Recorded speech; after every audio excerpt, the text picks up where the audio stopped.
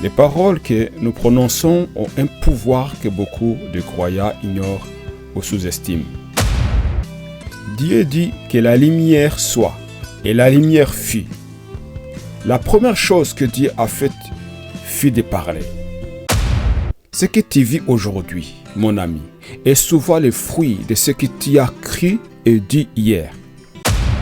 Si tu déclares sans cesse la maladie, la méchanceté, le malheur, tu récolteras ce que tu sèmes par ta langue. Si tu veux changer ta vie, commence par changer ton langage.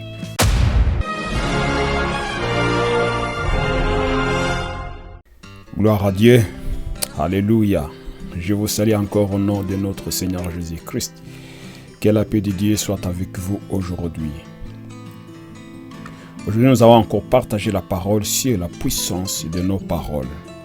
Nous allons continuer cet enseignement que nous avons commencé depuis longtemps concernant la foi que nous devons avoir dans le royaume de Dieu pour que les choses changent, pour que les choses bougent. Amen. Nous allons lire ensemble dans l'évangile de Marc, chapitre 11, verset 23. Lisons au nom du Seigneur Jésus-Christ.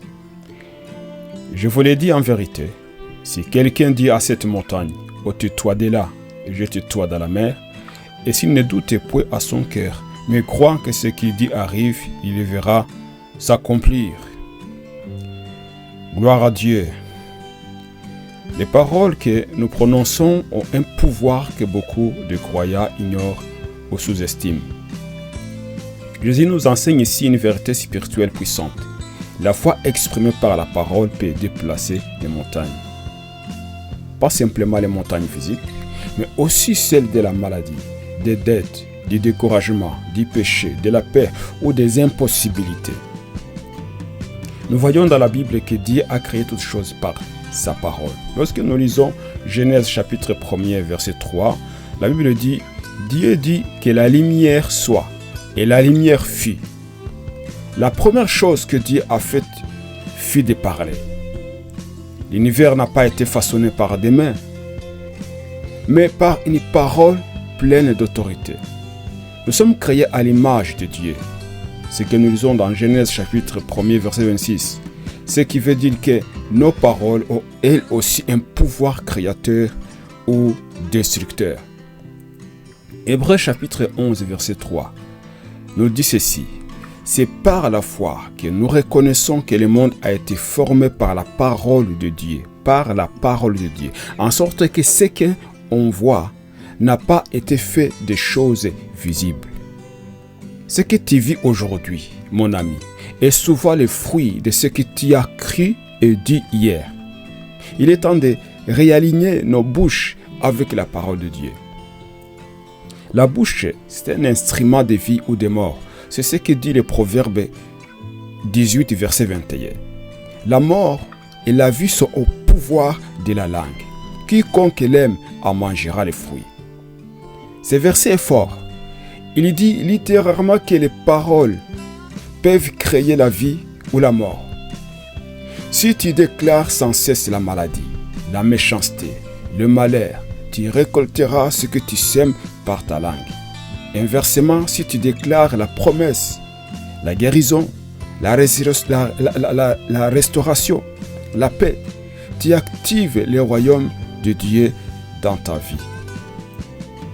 Jacques, chapitre 3, verset 5 jusqu'au verset 6, il nous dit « De même, la langue est un petit membre et elle se vante de grandes choses. Voici comment un petit feu peut embraser une grande forêt. La langue aussi est un feu. » Jacques nous montre ici que la langue dirige toute notre vie, comme un gouvernail dirige un navire. Autrement dit, tu vas là où ta langue te conduit. Si tu veux changer ta vie, commence par changer ton langage. Jésus nous enseigne la parole de foi. Dans Marc chapitre 11 que nous venons de lire, Jésus venait de maudire un figuier qui n'avait pas de fruits. Le lendemain, Pierre voit que l'arbre a séché jusqu'aux racines. Et c'est là que Jésus enseigne ses principes. Si quelqu'un dit à cette montagne, il y a des clés dans ces versets. La première clé est si quelqu'un dit. Donc, il faut parler. La foi silencieuse est importante, mais la foi déclarée change les choses. Ça, c'est la première clé. Si quelqu'un dit, il faut parler. La deuxième clé, ne doutez point à son cœur. Donc, la personne qui déclare ne doit pas douter. Donc, tu ne doutes pas dans ton cœur.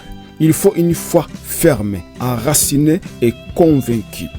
Ça, c'est la deuxième clé. La troisième clé, mais crois que ce qu'il dit arrive. Donc, il faut croire que les paroles ont une puissance. Il faut croire que les paroles qui sortent de ta bouche ont une puissance. Amen. Ça, c'est la troisième clé. La quatrième clé, il les verra s'accomplir. Donc, il y a une manifestation visible lorsque la foi est libérée avec les paroles. Donc, c'est dans l'attente.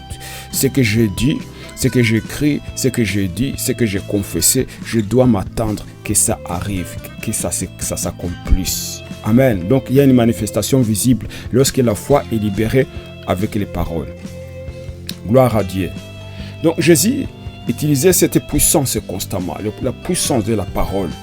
Jean chapitre 11 verset 43 nous dit, ayant dit cela, il cria d'une voix forte, Lazare sort. Donc Jésus a parlé à la mort. Jésus n'a pas prié longuement pour ressusciter Lazare. Il a déclaré la vie par une parole d'autorité. La mort a dit obéir. Quand il parle avec foi, les situations mortes reçoivent la vie. Amen. Quand il parle avec foi, les situations mortes reçoivent la vie. Lorsque nous lisons Marc, chapitre 4, verset 39, on lit ceci. Il s'éleva, menaça le vent et dit à la mer, silence, tais-toi. Et le vent cessa et il y eut un grand calme.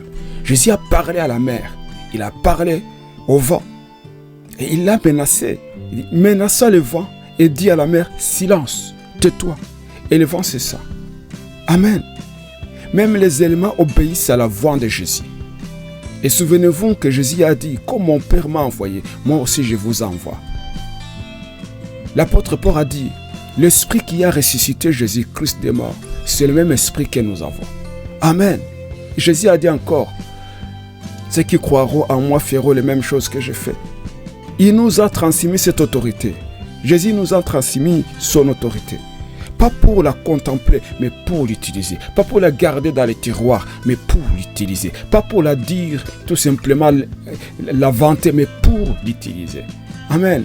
Nous devons aligner notre bouche avec notre foi.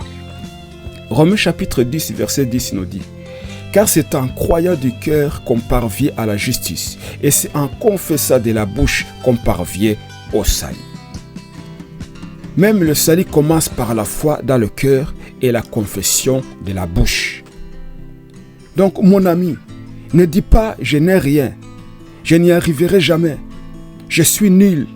Non, ne dis pas ces choses comme ça. Je suis très faible, c'est trop grand pour moi. Non, au lieu de dire ça, dis plutôt « je suis plus que vainqueur ». Parce que c'est ce que la Bible dit. Romains chapitre 8, verset 37. « Je suis plus que vainqueur.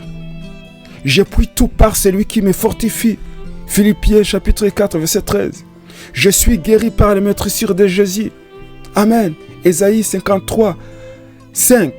« Ma famille est bénie. Mon couple est béni.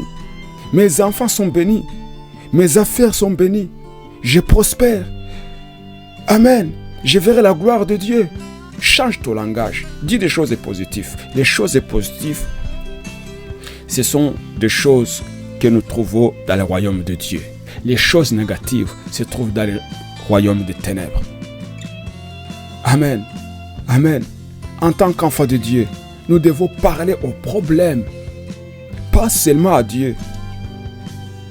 Nous devons comprendre notre position spirituelle. Nous ne sommes pas des mendiants spirituels, mais des ambassadeurs du royaume de Dieu, investis d'une autorité divine. Trop souvent, les chrétiens passent du temps à parler à Dieu de leurs problèmes, oubliant que Dieu les connaît déjà. Il connaît chaque détail de ta situation, avant même que tu ouvres la bouche. Matthieu chapitre 6 verset 8 nous dit, « Votre Père sait de quoi vous avez besoin avant que vous le lui demandiez. » Jésus ne nous a pas enseigné à supplier Dieu de faire face à la montagne. Il nous a dit de parler à la montagne. Il n'a pas dit de prier que Dieu déplace la montagne, mais de la commander de s'en aller.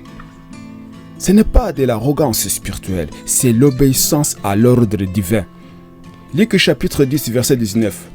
Voici, je vous ai donné le pouvoir de marcher sur les serpents et les scorpions et sur toute la puissance de l'ennemi, et rien ne pourra vous nuire. Rien ne pourra vous nuire.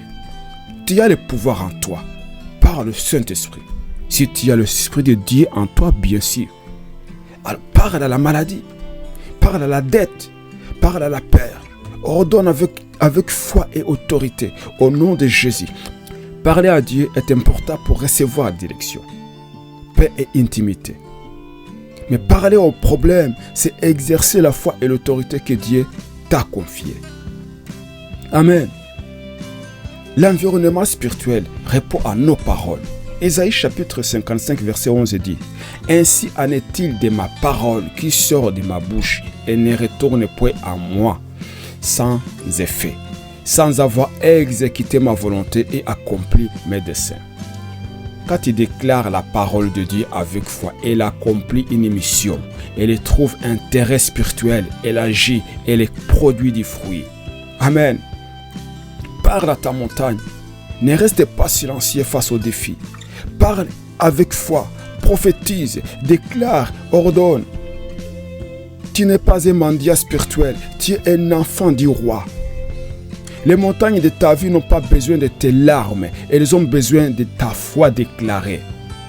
La foi ne décrit pas la montagne, elle lui parle. Identifie ta montagne, mon ami. Nomme-la.